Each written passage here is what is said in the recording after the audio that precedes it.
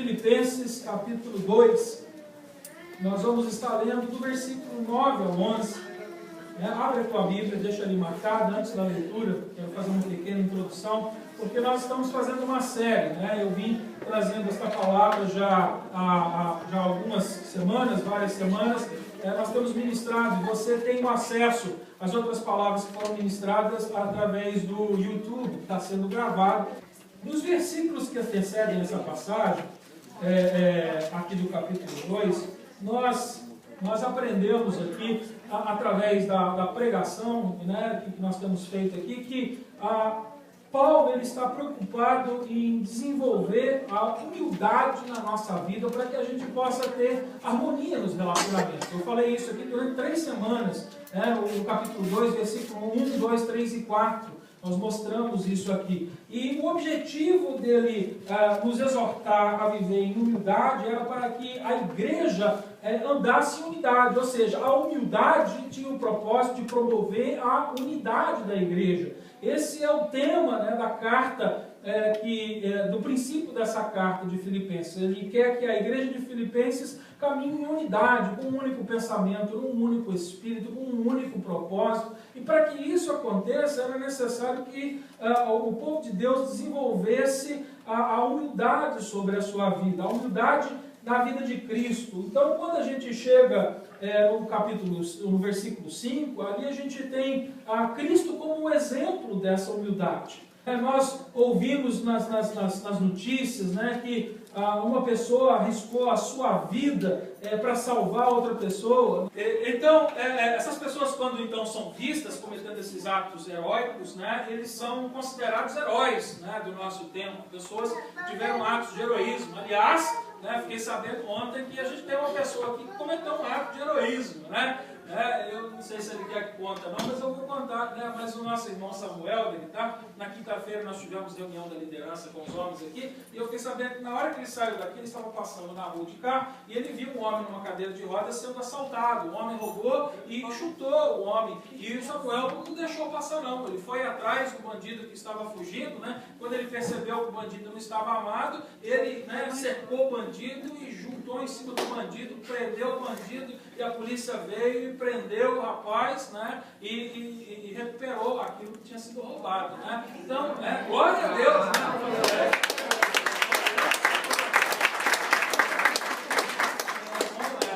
Então, mais um bandido atrás das grades. Nós temos que orar por ele, e ele mude de vida, na verdade.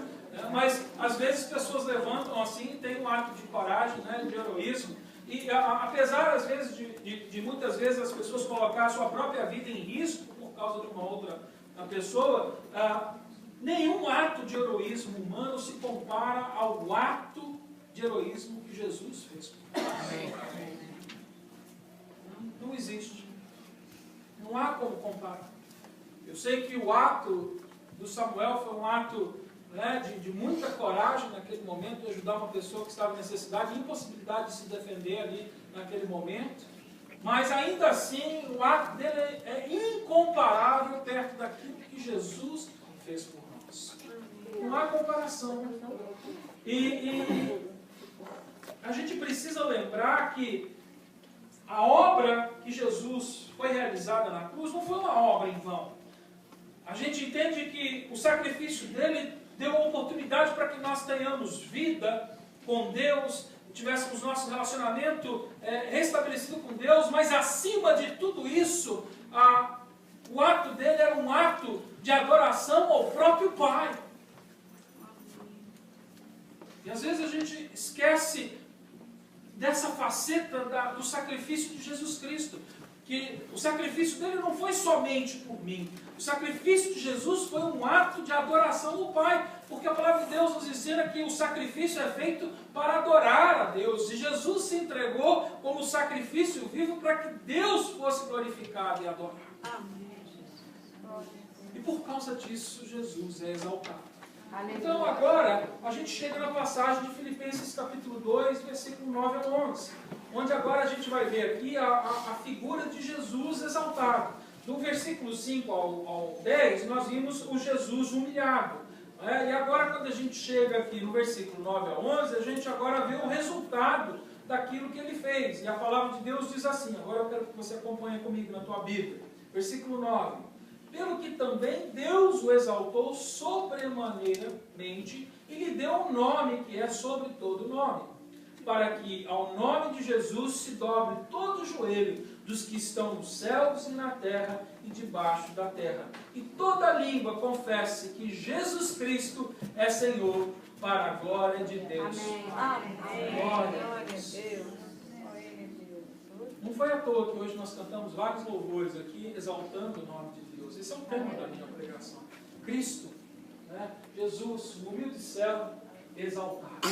Cristo exaltado, aquele que agora como Pai é exaltado. Para que a gente possa compreender a razão da exaltação de Cristo, a gente precisa voltar no que o versículo 8 diz aí. Volta comigo no versículo 8. E ele diz assim: e achado na forma de homem, humilhou-se a si mesmo, tornando-se obediente até a morte, e morte de cruz.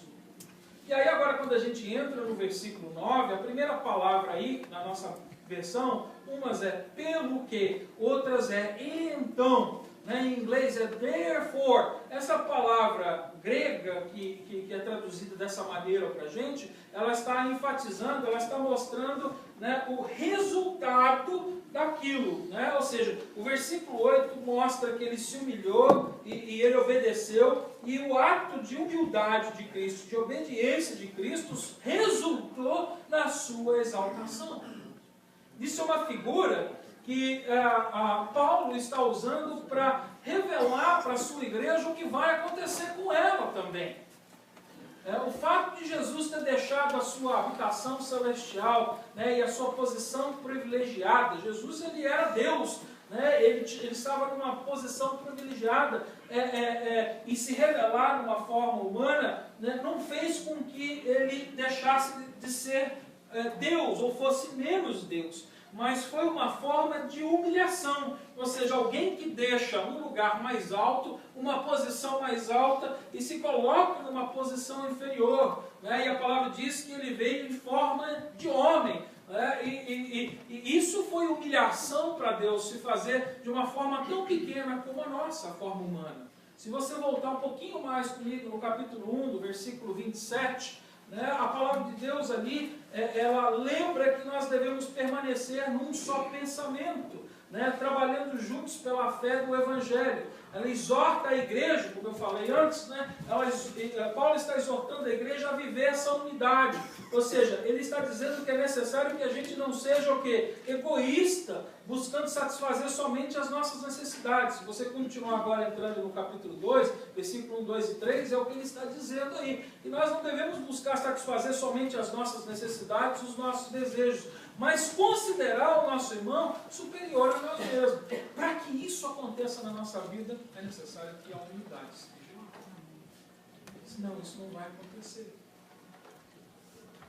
Quando ele chega no versículo 5, ele diz que nós devemos ter o quê? O mesmo sentimento que houve em Cristo Jesus. Então, você vê que agora, nessas passagens onde ele exorta a igreja a viver em humildade e a crescer em humildade, agora no capítulo 5, onde ele dá o exemplo de humildade de Cristo, a intenção dele é fazer com que a gente olhe para Cristo como exemplo para a nossa vida, para que então a gente possa experimentar o que Cristo experimentou também. Como eu disse para você, essa passagem, apesar de ilustrar a exaltação de Cristo, ela também é uma ilustração prática daquilo que Deus tem para nós. Porque a palavra de Deus diz para a gente que aquele que se humilhar será exaltado. Então a intenção de Paulo era usar a vida de Cristo como exemplo de humildade e como exemplo de exaltação, para que um dia a gente pudesse também esperar esta recompensa, eu nem falo em inglês, o reward, né? Essa premiação que Deus tem para nós em Cristo Jesus, que é a nossa exaltação na presença dele. Se você abrir comigo em 1 Pedro capítulo 5, versículo 6, abre lá comigo 1 Pedro capítulo 5. A palavra de Deus diz: humilhai-vos, pois, debaixo da potente mão de Deus, para que a seu tempo vos exalte. Amém. Eu lembro da passagem de Lucas, no capítulo 18, onde havia dois homens orando ali dentro do templo. Jesus estava observando aquilo. Havia um fariseu e um publicano. Você sabe que o fariseu era aquele que era estudante da lei, e o publicano era aquele homem que não estudava a lei, aquele homem que vivia, né, a vida comum no meio dos judeus. E ali a história conta pra gente que o publicano estava lá no fundo da igreja, com os olhos para baixo, assim, batendo no peito e dizendo, né, eu não sou digno, eu sou um pecador, eu não mereço. Ele estava ali diante de Deus fazendo essa oração. E o fariseu estava lá na frente da igreja, né, com a cabeça em pé e o peito estufado, dizendo, olha para as obras que eu faço, porque eu sou justo, porque eu leio a palavra, porque eu oro. E quando Jesus vê aquela cena, ele está ensinando ali os discípulos, ele pergunta, quem daqueles saiu justificado? Quem daqueles teve a sua oração? No versículo 14 de Lucas, ele diz assim, digo-vos que este desceu justificado para a sua casa, e não aquele, o fariseu, porque todo o que a si mesmo exaltar, será humilhado, mas o que a si mesmo se humilhar, será exaltado. O Pai quer nos exaltar. Você pode dar glória a Deus? Aleluia. Tiago, capítulo 4, versículo 10, ele diz, humilhai-vos perante o Senhor, e Ele vos exaltará. Amém. O Salmo 147, 6 diz, o Senhor eleva os humildes e humilha os perversos até a terra. Em Mateus, capítulo 5, versículo 3, o próprio Jesus, falando das boas aventuranças, ele diz, bem-aventurados humildes de espírito, porque deles é o reino dos céus. Em Tiago, no capítulo 4, versículo 6, ele diz, Deus resiste aos soberbos, dá, porém, graça aos humildes. Você quer graça de Deus? Aleluia. Nós precisamos crescer em humildade, tendo a figura da exaltação de Cristo em nossas vidas. Então eu quero compartilhar com você hoje cinco pontos para se destacar a respeito da exaltação de Cristo Jesus nesta passagem. Eu vou pedir que ele passe agora para o slide. Deus é a fonte da exaltação. Então na primeira parte do versículo 9, a palavra de Deus diz aí para a gente, pelo que também Deus o exaltou sobremaneira. O versículo aqui, ele declara que Deus é quem exaltou, não foi o homem que o exaltou, né? Somente aquele que tem todo o poder nas suas mãos, quem é verdadeiramente, que pode exaltar alguém, somente alguém que tem autoridade é que pode exaltar alguém. Né? Cristo ele não foi exaltado pelo homem, nós podemos até exaltá-lo com a nossa adoração, com louvores, com cânticos, com declaração de amor, mas a exaltação de Cristo não depende da minha atitude, depende da obra de Deus, e a palavra que identifica que quem trouxe exaltação sobre a vida de Cristo foi o próprio Pai, foi Deus que o exaltou.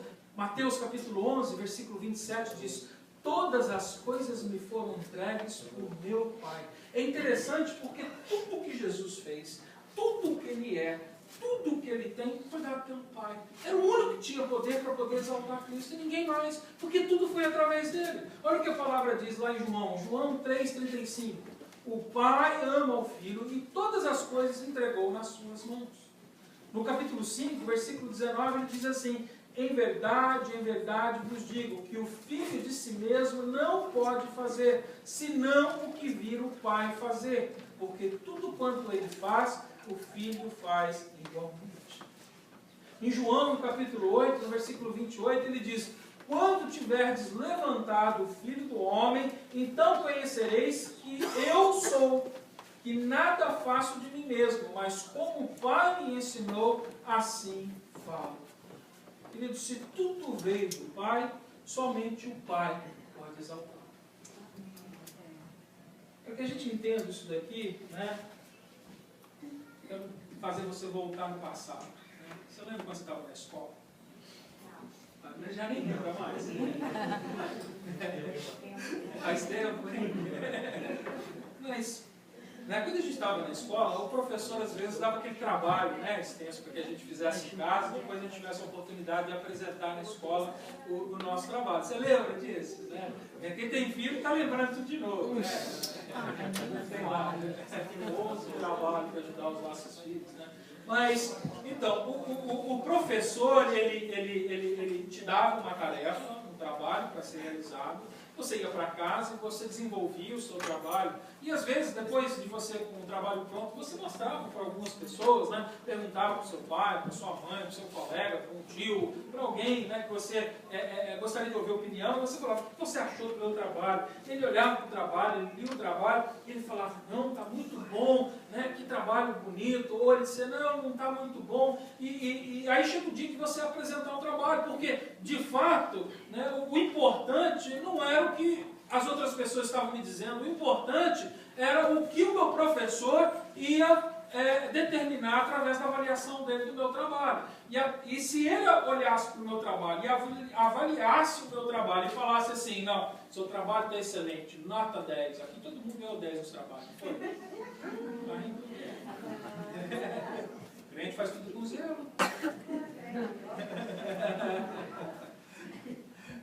Então, né, quando o professor olhava para o nosso trabalho e falava 10, e ele determinava que a avaliação que ele deu era nota 10 para o seu trabalho, independente de qual opinião as outras pessoas tivessem, a nota não mudaria. Se teu pai olhasse para o teu trabalho e falasse: não está bom o seu trabalho, ele falou assim: meu professor deu 10. Porque o que importa é que aquele que tem autoridade nas suas mãos declare aquilo que você é. E se ele te exaltou com a nota 10 naquele trabalho, independente do que os outros pensam, você está exaltado. Amém. Professor, e assim é Cristo. Independente daquilo que você pensa de Cristo, independente do seu relacionamento de Cristo, independente das nossas atitudes diante de Cristo, Cristo é exaltado. Porque só Deus tem autoridade. Foi Ele que ensinou a Cristo. Foi Ele que deu o que Ele falou. Só Ele pode exaltar a Cristo. E Cristo é exaltado. Amém. Independente do que eu penso ou não. Independente da maneira que eu vivo ou não. Hoje tem pregadores dizendo assim: não, é a sua vida que vai exaltar a Cristo. Não, quem exalta a Cristo é Deus. Foi o Pai que o exaltou. Amém. Mesmo que a minha vida esteja lá na lama, Cristo não deixa de ser o exaltado. Glória a Deus. Porque é o Pai que exalta. E se alguém começar a dizer para você que recebeu a vida em Cristo Jesus: não, você não vale nada, não, você não tem valor, não, está vendo a sua atitude, fica tranquilo, haja com humildade, querido, porque é Cristo que vai te exaltar. É o Pai que exalta, é Ele que vai te exaltar. Não importa o que os outros pensam de mim, não importa o que os outros estão falando de você, o que importa é o que Cristo tem preparado para mim. Não importa o que Deus Pai tem preparado para mim. E é com os olhos fitos na exaltação que Ele tinha preparado, que Jesus foi capaz de suportar, a palavra diz, da ignomínia da cruz, da dor, da humilhação da cruz. Foi fitado na recompensa que o Pai tinha para Ele, o exaltando, fazendo Rei dos Reis, Senhor dos Senhores. Isso vai acontecer na sua vida. E é isso que Paulo quer que você entenda nessa passagem. O exemplo de Cristo de humildade trouxe a exaltação que Deus Pai tem reservado para Ele. O exemplo de humildade agora para você, se vivida, vai trazer a mesma recompensa que Jesus recebeu. Exaltação nas mãos de Deus. Isso é maravilhoso. Glória a Deus. Isso é maravilhoso. Não se importa com os outros. Outra realidade que eu quero trazer para você, na segunda parte do versículo 9, pode passar, por favor. Deus deu um nome sobre todo nome. Aqui a segunda parte diz: Ele deu um nome que é sobre todo nome. Quero fazer uma pergunta aqui. Hoje vou fazer igual o pastor Hélio. Né? A pergunta é: qual é o nome sobre todo nome? Jesus é o nome sobre todo nome. Amém. Amém. É o Rei dos Reis, Senhor dos Senhores.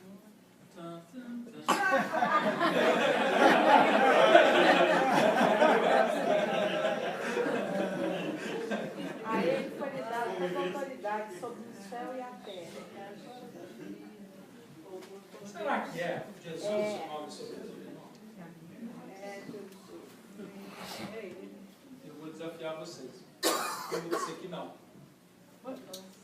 Esse nome, Jesus, ele já era um nome terreno que Jesus recebeu. O nome Jesus era o nome do Deus terreno. Jesus tem muitos. Na época de Jesus havia centenas de Jesus. Jesus era um nome que muita gente tinha. Jesus Cristo, pastor. Cristo não. Aqui na igreja, Cristo não é nome. Cristo significa ungido. Jesus, o ungido. Então era uma qualidade. Cristo não é nome. Jesus é nome. Então, vamos desenvolver aqui, né? Jesus é um nome. Mas é um nome o quê? Terreno. Cristo não é nome. É qualidade. Ele, entre todos os Jesuses da terra, ele tinha uma qualidade que os outros não tinham. Ele era o Cristo, o ungido. Essa é uma qualidade. Então, qual é o nome que Deus deu para Jesus? O nome hebraico. Ah, quem falou aí? O nome Hebraico. hebraico. E qual é o nome em hebraico que Deus vai dar agora para Jesus? Yeshua. Yeshua é nome terreno, é Jesus. Eu sei. Vamos lá no versículo 11. Quem pode ler o versículo? A resposta está lá na passagem. Versículo 11. Senhor, Toda língua confessa que Jesus Cristo é Senhor, isso. Não é o Senhor. Jesus Cristo é Senhor. A palavra Senhor é exatamente a palavra hebraica, que é a palavra Deus, a palavra Yahvé. Né? Que é o que está no hebraico, que a gente diz Jeová, que a gente traduz para o português Senhor, que a gente traduz para o espanhol Senhor. Ou seja, o nome que é sobre todo nome é o nome Senhor. É isso que a palavra está ensinando. Então, o nome sobre todo nome é que ele é o quê? Senhor. Olha Lucas capítulo 2, versículo 11. Ele diz: e que vos nasceu hoje na cidade de Davi o Salvador, que é Cristo, o Senhor. Aleluia. João 13, ele diz: vós me chamais mestre e Senhor, e dizeis bem, porque eu o sou. Lucas 6,46, ele diz: e por que me chamas Senhor, Senhor, e não fazes o que eu digo? O nome sobre todo nome é Senhor. Esse é o nome do nosso Senhor Jesus Cristo. Amém. Na verdade, esse nome é um título. Ele recebe um título. Deus, quando ele tem encontro com as pessoas, quando ele tem um propósito na vida de uma pessoa, uma das características desse encontro é de transformar o nome dessa pessoa. Por exemplo, Abrão, quando teve um encontro com Deus, se transformou, Deus mudou o nome dele e ele passou a ser Abraão. Sarai, a sua esposa, quando teve um encontro com Deus, teve o seu nome mudado, ela passou a não mais ser Sarai, mas Sara. Jacó, quando teve um encontro com Deus, depois de ter aquele encontro com Deus, ele recebe um novo nome, Israel. Ou seja, Deus ele tem esse princípio de quando ele exalta alguém, quando ele tem um encontro com alguém, ele transforma o nome, ele dá uma nova identidade. E Jesus Cristo, aquele homem que era Deus, ele agora recebe sobre a sua vida o nome que está sobre todo nome. É por isso que lá na cruz, depois que ele é crucificado, ele dá como último grito: tudo está consumado. Agora eu sou Senhor. Aleluia. Jesus é exaltado. E o nome da sua exaltação é Senhor. Glória a Deus. Senhor. Jesus é Senhor. Em Romanos capítulo 9, versículo 10, qual é o nome que salva? Você pode ler lá, Romanos 10, 9 comigo? Confessaste que o Senhor Se confessar, Cristo é Senhor. isso, vamos ler a passagem, né? Porque se com tua boca confessares a Jesus como Senhor e em teu coração creres que Deus ressuscitou dentre os mortos, será salvo. Jesus, como Senhor, tem poder de nos salvar. Depois de ter sido exaltado, ele recebeu sobre a sua mão todo o poder e toda a autoridade. Infelizmente, hoje tem muitos pregadores que estão dizendo que nós que devemos fazer Jesus Senhor da nossa vida. Não, você precisa fazer Jesus Senhor. Eu não preciso fazer Jesus Senhor. Quem foi que exaltou Deus? Jesus? Deus. Quem é que faz de Jesus Senhor? Ou sou eu? Sou eu quando recebo Jesus na minha vida e faço Ele Senhor? Não. Jesus é Senhor, independente da minha decisão. Amém. Jesus não deixa de ser Senhor, independente da minha vida, independente do meu relacionamento com Ele, Ele continua sendo Senhor. Sabe por quê? Quem fez Ele Senhor foi Deus. Foi Deus que o exaltou. E hoje tem gente dizendo, não, você precisa fazer de Jesus Senhor. Eu não preciso fazer dele de Senhor, coisa nenhuma, porque Deus o fez Senhor. E independente da minha atitude, Ele vai continuar sendo Senhor. Amém. Glória a Deus. Parece que nós é que temos o poder sobre Deus. Coitado, não. Que a gente tem que fazer alguma coisa para que Ele seja alguma coisa. Foi Ele que nos criou. Foi através da palavra dele. Ele é Senhor. Deus Jeová. Esse é o fundamento principal da nossa fé, que Jesus Cristo é Senhor. E assim como Ele recebeu um nome sobre todo nome, você também um dia vai receber um novo nome. Apocalipse capítulo 2, versículo 17, ele diz isso, que uma das nossas recompensas, que quando chegar o nosso dia, o Senhor vai tirar ali de uma pedra branca, e naquela pedra branca um novo nome está escrito para nós. Porque existe uma nova identidade para você na presença de Deus. Ele tem um nome especial. Ele tem algo especial para você. E é isso que Paulo está chamando a gente olhar para a exaltação de Cristo. Porque assim como Cristo foi exaltado, se nós nos humilharmos, também seremos exaltados. Glória a Deus. Amém. Glória a Deus. Terceira coisa que eu quero que você aprenda nessa passagem, pode passar, por favor, é que o resultado da sua exaltação é a autoridade e o poder. A palavra no versículo 10 diz assim, para que ao nome de Jesus se dobre todo o joelho dos que estão nos céus, na terra e debaixo da terra. Outra tendência que eu observo nos dias de hoje, no meio evangélico, é que as pessoas estão equiparando o poder de Jesus com o poder de Satanás. Existe uma supervalorização do poder que Satanás tem. Na verdade, Satanás tem poder, mais do que nós que somos humanos. Ele foi criado anjo. Um anjo ele é superior na sua formação a um homem. E ele tem mais poder que um homem. Mas eu não posso comparar Jesus com Satanás. Porque Jesus é incomparável. Incomparável. Não há outro como Jesus. Nós cantamos uma música assim, incomparável és Jesus. Não há. E a gente hoje está dizendo não, eles estão ali, tete a tete. Quando a gente fala de batalha espiritual nas igrejas, parece que o negócio está ruim, né? Está perdendo. Alguém me contou uma piada esses dias. Alguém estava aqui? Não, alguém me contou uma piada. Foi o Manuel me contou uma piada. É mesmo. Estava lá tomando café, ele falou que viu uma piada em algum lugar, né, que o Pelé chegou lá no céu, né, o Pelé morreu, chegou no céu, e ele bateu na porta lá de São Pedro, né, e quando São Pedro abriu, ele falou, eu sou o Pelé, do nascimento, né, ele olhou na lista e falou, mas seu nome não está aqui não. Ele falou, não, mas eu sou um jogador famoso, eu sou o Pelé. Olha de novo, ele olhou, não está na lista, não. Aí ele falou, peraí, né, vou chamar para Deus para ver como é que está esse negócio. Diz que ele liga para Deus lá, ó, tem um camarada aqui que o nome dele é Pelé, e ele disse que é um jogador famoso, mas eu estou olhando aqui na lista, o nome dele não está na lista, né? Aí a piada é assim, né? Aí Deus falou para ele, não, então já que ele está perdendo 2-0 para o diabo, deixa ele entrar, né?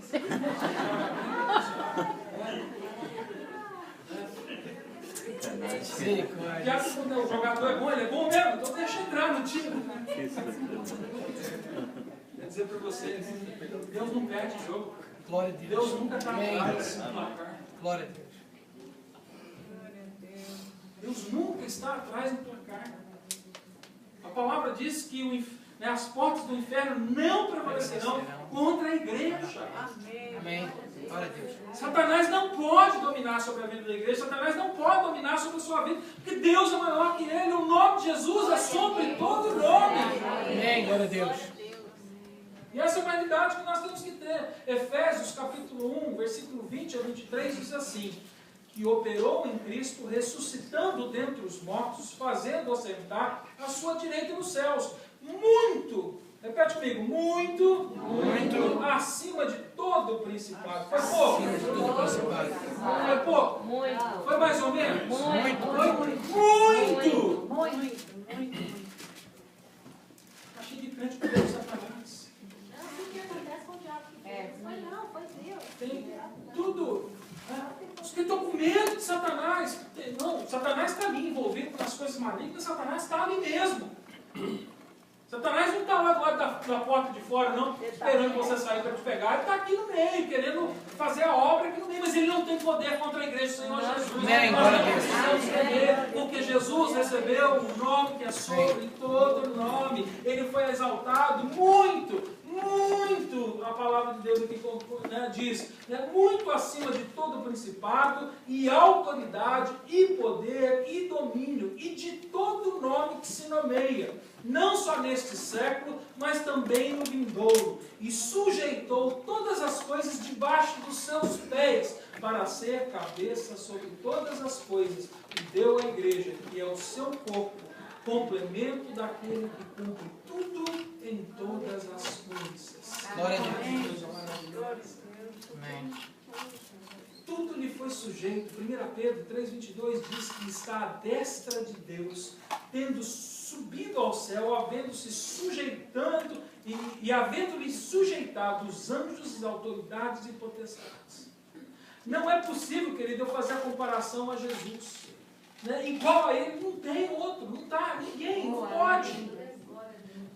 Jesus, ele como homem, ele se humilhou, ele veio dos céus para a manjedoura, da manjedoura ele foi para a cruz, mas da cruz ele foi exaltado, ele ressuscitou, e ele como rei exaltado, ele foi coroado, e ele é rei dos reis, Senhor dos senhores.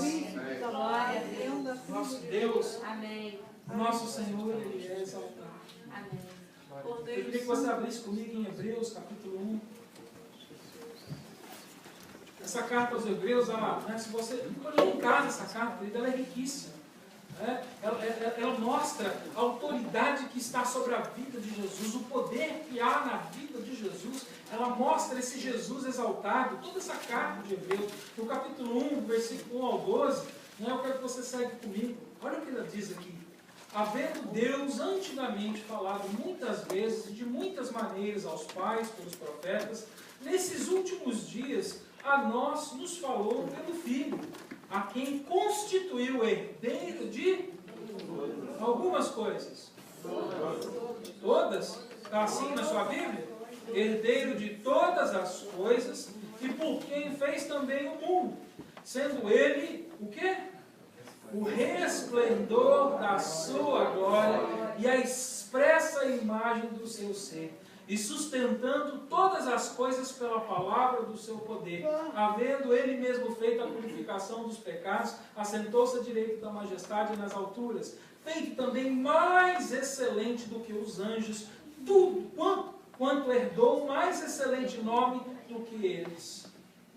Pois o qual dos anjos disse jamais: Tu és meu filho, hoje te gerei, e outra vez eu lhe serei pai, e ele lhe será filho. E outra vez, ao introduzir no mundo o primogênito, diz: E todos os anjos de Deus o adorem. Amém. Ora, quanto aos anjos, diz: Quem de seus anjos faz ventos, e de seus ministros labaredas de fogo? Mas o Filho diz: O teu trono, ó Deus, subsiste sobre o século dos séculos, e o cetro de equidade é o centro do teu reino. Amaste a justiça e odiaste a iniquidade. Por isso, Deus, o teu Deus, te ungiu com óleo de alegria, mais do que a teus companheiros, e tu, Senhor, no princípio fundastes a terra, e os seus são obras das tuas mãos, eles perecerão, mas tu permaneces, e todos eles como roupa envelhecerão, e qual manto se enrolará, e com roupa se mudarão, mas tu és o mesmo, e os teus anos não acabarão. Como é que a gente pode comparar alguém ao Senhor como este? Como é que eu posso dizer que potestade, que domínio, que Satanás ou que qualquer outra pessoa está em equivalência com Jesus? Oh, Deus maravilhoso. Isso é loucura. Deus A maravilhoso. sua exaltação trouxe poder. Pensa comigo agora. Se hoje a seleção brasileira, ou a espanhola, ou a portuguesa, da onde mais nós temos gente? Da Honduras, do Peru, da Argentina. Não da pode onde ser mais? Alemanha. Alemanha Agora não. a Alemanha deixa quieto. A Alemanha é só 7, né? Essa da Alemanha. Mas imagina se uma seleção de futebol hoje viesse e estivesse aqui presente no nosso culto, a seleção completa, participando do culto aqui com a gente, e eles falassem assim: olha, nós queremos presentear essa igreja aqui, nós gostamos muito dos irmãos, vamos fazer o seguinte, nós vamos hoje ali na praça e vamos jogar um jogo de futebol, vocês formem a seleção da Civil, quanto craque que a gente tem aqui, Bolivar é centroavante. Aí tem cara de jogador de futebol, O Félix não está aqui, o Félix, você conhece o Félix, o irmão da Ruth, ele era jogador profissional no país dele. A gente pega o Samuel, ele joga futebol. O Bolívar toda de semana. centroavante. Quem mais joga futebol? Bolivar de centroavante. Bolivar. Centroavante aqui, o Centroavante. centroavante, Eu jogava também, eu era goleiro.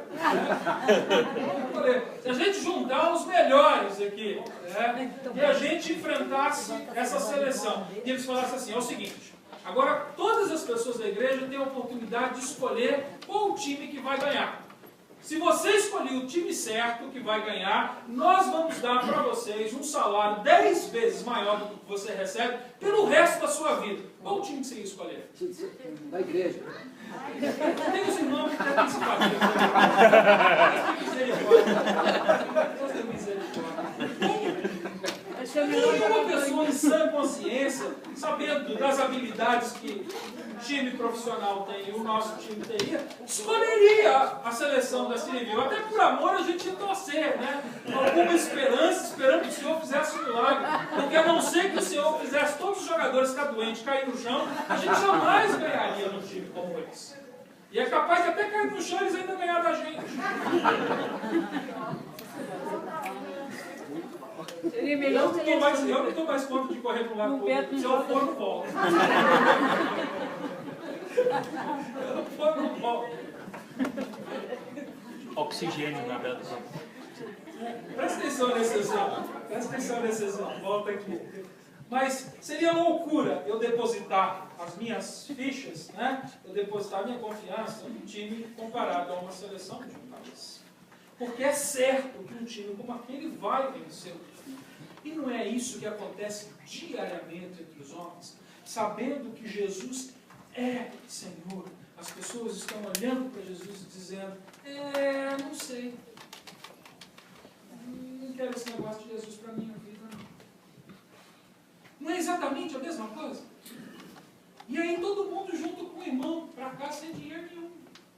Ele postou as fichas dele na Civil. Porque é loucura. E é isso que o mundo está fazendo. Elas estão olhando para um homem que foi exaltado, um Deus que é vivo, é Rei dos Reis, Senhor dos Senhores, e dizendo: não, eu é que sei da minha vida. Ele pode ser Senhor, mas cuido eu. Eu que sei o que é melhor. Eu sei qual é a minha vontade.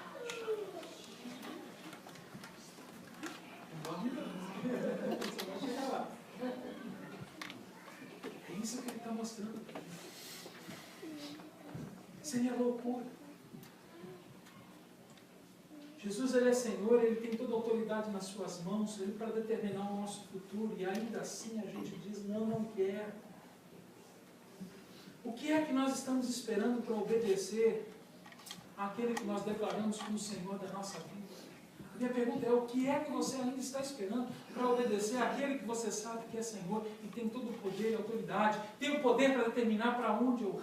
Amém, Jesus. Glória a Deus. Isso não traz temor no nosso coração? Se isso não traz temor no coração, eu queria deixar com você o que está escrito em Mateus, capítulo 21, versículo 21 ao 23, onde o próprio Jesus diz, ele diz, nem todo o que me diz Senhor, Senhor, entrará no reino dos céus, mas aquele que faz a vontade de meu Pai que está nos céus. Amém. Muitos me dirão naquele dia, Senhor, Senhor, não profetizaram nós em teu nome, e em teu nome não expulsamos demônios, e em teu nome não fizemos muitos milagres. Então lhes direi claramente, nunca vos conheci, aparta-vos de mim, vós que praticais a iniquidade. Entenda uma coisa, não adianta somente eu reconhecer que o nome de Jesus é Senhor. Não adianta somente eu reconhecer isso. Porque Ele é, independente do meu reconhecimento ou não. O que eu tenho que fazer é viver o senhorio dele na minha vida. Se Ele me salvou, eu não tenho escolha. A minha escolha é ou obedecer ou obedecer. Porque sim. A quarta coisa que eu quero que você aprenda com essa passagem está no versículo 11. E a resposta, pode passar, por favor? A resposta da sua exaltação é a confissão. E aqui a palavra diz, e toda língua confessa que Jesus Cristo é Senhor. A exaltação de Cristo ela revela a sua soberania. Diante da majestade do Rei, só tem uma resposta que a gente pode dar. É se curvar diante dele. Ou a gente confessa, ou a gente confessa. É o que essa passagem está dizendo para a gente. Ou a gente confessa, ou a gente confessa. A palavra diz aqui que todos se curvarão. Todos são alguns? Todos. Todos são muitos? Todos são todos, né? Tudo é tudo, nada é nada, uma coisa é uma coisa, outra coisa é outra coisa. Sempre digo isso. Todos são todos. Então só tem uma opção. Ou eu confesso Jesus, Senhor, em adoração, ou mais tarde eu vou ter que me dobrar e confessar o senhorio de Jesus enquanto estou recebendo a sentença pela condenação. Mas um dia todo joelho vai ter que se dobrar. Aleluia. Amém. Não tem jeito. glória a Deus. Todos vão ter que se curvar, porque Jesus é Senhor. João 4, 34 a 36 disse-lhe Jesus, a minha comida é fazer a vontade daquele que me enviou e completar a sua obra. Não dizeis vós, ainda há 4 meses até que venha a ceifa. Ora, eu vos digo, levantai os vossos olhos e vede os campos que já estão brancos para a ceifa. Quem ceifa já está recebendo recompensa e ajuntando fruto para a vida eterna, para que o que semeia e o que ceifa juntamente se regocijem. E a Aleluia. última coisa que eu quero deixar com você é que o propósito da sua exaltação é a glória.